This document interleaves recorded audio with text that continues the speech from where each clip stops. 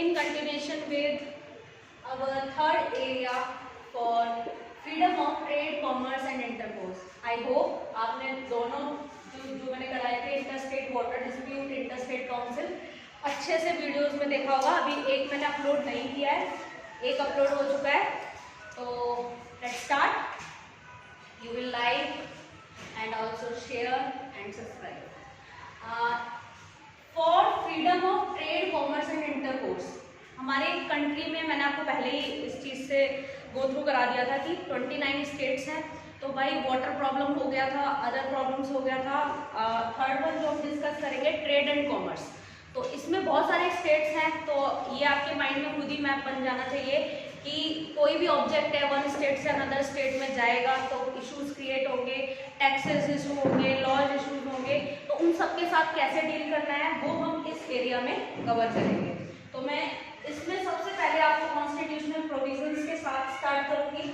हमारे कॉन्स्टिट्यूशन में क्या क्या प्रोविजंस हैं, तो मैं पहले ही जैसे स्टार्ट करती हूँ विद आर्टिकल्स। तो कौन कौन से आर्टिकल्स हैं जो डील करते हैं freedom of trade, commerce and intercourse. तो वो हमारे आर्टिकल्स हैं 301 to 307।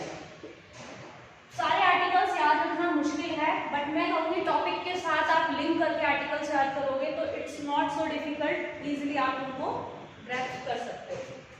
अब इसमें हमारे कॉन्स्टिट्यूशन में क्या क्या प्रोविजन है, one by one with article I will explain you.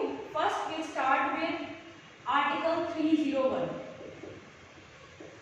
तो आई थिंक ये क्लियर हो गया होगा कि ये एरिया किस चीज से रिलेटेड है। Freedom of trade, commerce and intercourse topic से ही पता लग रहा है। अब हमारे इस आर्टिकल 301 में क्या चीज मेंशन है, इसमें ये दिया गया है कि every state is free to trade with interstate और इंट्रास्टेट। ये दो वर्ड पे फोकस करना है, freedom of trade and commerce within state and with other state. तो दो वर्ड इसमें यूज किए गए हैं, इंटरस्टेट। इंटरस्टेट का मतलब मान लिया राजस्थान से कोई प्रोडक्ट जा रहा है with in touch of boundary Gujarat में जा रहा है, ठीक है। तो गुजरात और राजस्थान में जो भी ऑब्जेक्ट का मूवमेंट होगा फ्री ऑफ बैरियर्स होगा, कोई उसमें बैरियर का ऑप्शन नहीं होना चाहिए, मतलब फ्रीडम होनी चाहिए। कोई भी ऑब्जेक्ट आ सकता है, जा सकता है, उसे कोई रोका नहीं जाएगा, ठीक है। तो वो हो गया इंटर। इंटर मीन्स दो स्टेट के बीच में। Second one is intrastate. Intrastate is like within state आपके डिस्ट्रिक्ट्स होते हैं। जैसे मैं दिल्ली का एग्जांपल लेती हूँ, right now I am in Delhi. तो यहाँ पर आपके east Delhi, north Delhi, west Delhi. तो ये नहीं कि म्युनिसिपल कॉर्पोरेशन आपस में कॉन्फ्लिक्ट क्रिएट करे कि भाई ईस्ट दिल्ली का सामान इधर नहीं जाएगा, वेस्ट दिल्ली में, नॉर्थ का साउथ में नहीं जाएगा। मतलब इंट्रा स्टेट जो ट्रेड है उसमें भी फ्रीडम होना चाहिए। तो freedom of trade and commerce with in interstate और इंट्रास्टेट। अब इसमें बहुत थोड़ा जो मुझे लगता है अब आपको फोकस करना है लॉजिकली।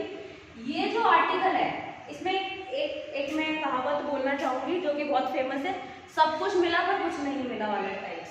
क्योंकि इसमें बोल दिया भाई सबको फ्रीडम है, एक्सेप्ट रेस्ट्रिक्शंस लगाए जा सकते हैं। 301 में जितनी फ्रीडम है एक्सेप्ट 302 to 305, जो इन आर्टिकल्स में रेस्ट्रिक्शंस हैं उनको छोड़ के बाकी सब फ्रीडम है। कैसे मैं बताती हूँ। जो आपका आर्टिकल 302 है, अब मैं एक एक आर्टिकल मेंशन नहीं करूंगी, आपको याद करना भी मुश्किल हो जाएगा। मैं बताती हूँ कि क्या क्या रेस्ट्रिक्शंस हैं। पहली रेस्ट्रिक्शन क्या है, इसको रेस्ट्रिक्शन से ही याद रखना। वैसे आपको माइंड में ये मैप बना के चलना है कि सारी स्टेट को फ्रीडम है किसी भी ट्रेड को करने के लिए आपस में, except what, except these things जो इन आर्टिकल में दी हुई है। पहली क्या है, पहली ये है कि parliament can restrict any object और एनी कॉमर्स और trade within two state. मतलब पार्लियामेंट के पास ये पावर है, कैन मेक लॉ और restrict any trade and commerce within two state, but within public interest, उसमें public का इंटरेस्ट होना चाहिए। कैसे? अब मैं एक एग्जांपल देके बताती हूँ। मान लिया आपको ध्यान है भुज गुजरात में, वहां पर एक बार भूकंप आया था, बहुत ही बड़ा डिजास्टर था वो। तो वहां पर क्या था, लोगों को स्पेशल अटेंशन की जरूरत थी, स्पेशल फूड आइटम्स की, स्पेशल एक तरीके से कहें उन्हें शेल्टर की भी जरूरत थी, क्योंकि उनका सब कुछ घर वगैरह खत्म हो गया था। तो उस टाइम पे ये था कि उस स्टेट को स्पेशल नीड की जरूरत थी, तो वहां पर पार्लियामेंट ने लॉ बना के स्पेशल प्रोवाइड कराया सिर्फ गुजरात को। तो इस ऐसे कोई डिजास्टर या कुछ प्रॉब्लम क्रिएट हो जाती है तो हम किसी एक स्टेट को ज़्यादा बेनिफिट दे रहे हैं, तो इसलिए अदर स्टेट इस पे ऑब्जेक्शन उठा सकते हैं कि भाई एक स्टेट को ज़्यादा फेवर कर रहे हो आप। तो ऐसे केसेस के लिए पार्लियामेंट लॉ बना सकती है और रेस्ट्रिक्ट भी कर सकती है। मान लो भूकंप आ गया, गुजरात में ऐसा माहौल नहीं है कि वहाँ से चीज़ों को एक्सपोर्ट किया जा सके अदर स्टेट्स में, तो उसमें क्या होगा, अदर स्टेट इस चीज़ पे ऑब्जेक्शन कर सकती है कि भाई हमारे ट्रेड को रोक रहे हैं या हमारे यहाँ सामान नहीं ला रहे हैं या नहीं लाने दे रहे हैं। तो ये स्पेशल कंडीशन के लिए पार्लियामेंट को ये राइट दिया गया है कि वो लॉ बना सकते हैं और किसी भी ट्रेड एंड बैरियर को रेस्ट्रिक्ट कर सकते हैं। ठीक है, तो ये पावर किसको दी गई है, पार्लियामेंट को दी गई है। सेम थिंग यही सेकेंड में यहाँ पर लिख रही हूँ, इन कंटिन्यूएशन विद फर्स्ट, ये तो पार्लियामेंट को दिया है। सेकेंड जो दिया है वो स्टेट लेजिस्लेचर को दिया है। किसको दिया है, state legislature. State legislature can restrict और मेक लॉ एनी ट्रेड और make any law for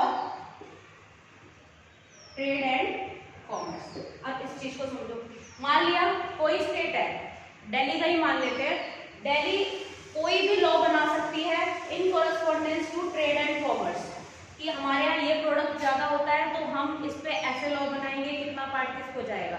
but इसमें भी एक कंडीशन अप्लाई है, ये थोड़ा सा आपको यहाँ पर पता लगेगा कि हमारा सेंटर कितना पावरफुल है। इसमें गवर्नर को प्रेसिडेंट से पहले साइन कराना पड़ता है उस बिल पे कि भाई स्टेट लेजिस्लेचर किसी भी ट्रेड एंड कॉमर्स के लिए लॉ बना रहा है। तो इस पे ये पॉइंट को आप बहुत ही ज्यादा फोकस करोगे, with condition of prior consent of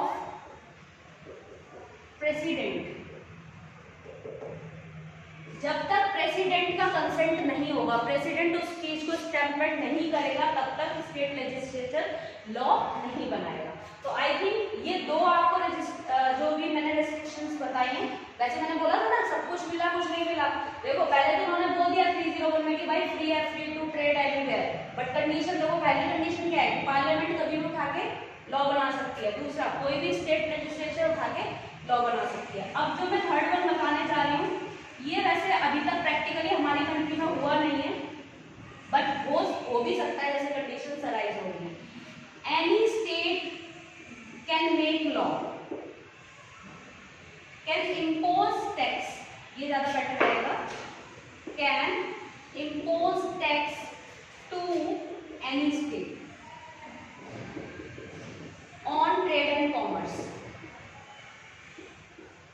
ये जो भी ये मैं टॉपिक आपको करा रही हूँ ना, ये बहुत कम वीडियोस में कवर किया हुआ है, और जो आजकल एग्जाम्स का मैं ट्रेंड देख रही हूँ, मैंने अभी रिसेंटली 2-3 पेपर्स देखे थे स्पेशली फॉर पॉलिटी, तो मैंने देखा था उसमें बहुत ही मतलब डीप जाके ये चीजें पूछी हुई थी कि कोई स्टेट टैक्स इम्पोज कर सकती है। तो यस, हमारे यहाँ पर कॉन्स्टिट्यूशन में ये प्रोविजन है, कोई भी स्टेट टैक्स इम्पोज कर सकती है for trade and commerce.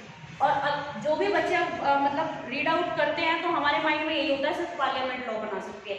State legislature भी कोई भी टैक्स को इम्पोज कर सकती है इन रिटर्न। मान लिया गुजरात ने राजस्थान पे इम्पोज कर दिया, राजस्थान भी गुजरात पे इम्पोज कर सकता है, एंड वाइस वर्सा, मतलब उल्टा उनके ऊपर भी टैक्स वो लगा सकता है। ये अभी प्रैक्टिकली अभी तक हमारी कंट्री में एक भी बार इम्पोज हुआ नहीं है। तो ठीक है, ये थर्ड वन आपको पता लग गया। अब जो मैं फोर्थ बताने जा रही हूँ, that is very very important जो कि आप अभी करंट सिचुएशंस में मोदी गवर्नमेंट चल रही है। वैसे तो मैं पॉलिटिकली बहुत इनएक्टिव हूँ, कोई भी गवर्नमेंट आए काम करे वो ज़्यादा बेटर है, बट अभी इस टाइम जो गवर्नमेंट चल रही है उसके लिए फोर्थ पॉइंट बहुत ज़्यादा आप लोगों को रेलिवेंट लगेगा। कैसे? हमारी गवर्नमेंट को ये कहा जा रहा है कि भाई सब चीज़ों को नेशनलाइज करती जा रही है, सब चीज़ों को नेशनलाइज करती जा रही है। ये आपने बहुत ज़्यादा सुना होगा। नेशनलाइजेशन होता क्या है? मान लिया मैं टूथपेस्ट बनाने वाली कंपनी है, आप कॉलगेट का टूथपेस्ट यूज करते हो, बहुत सारे डाबर आवर के बहुत सारे आते हैं।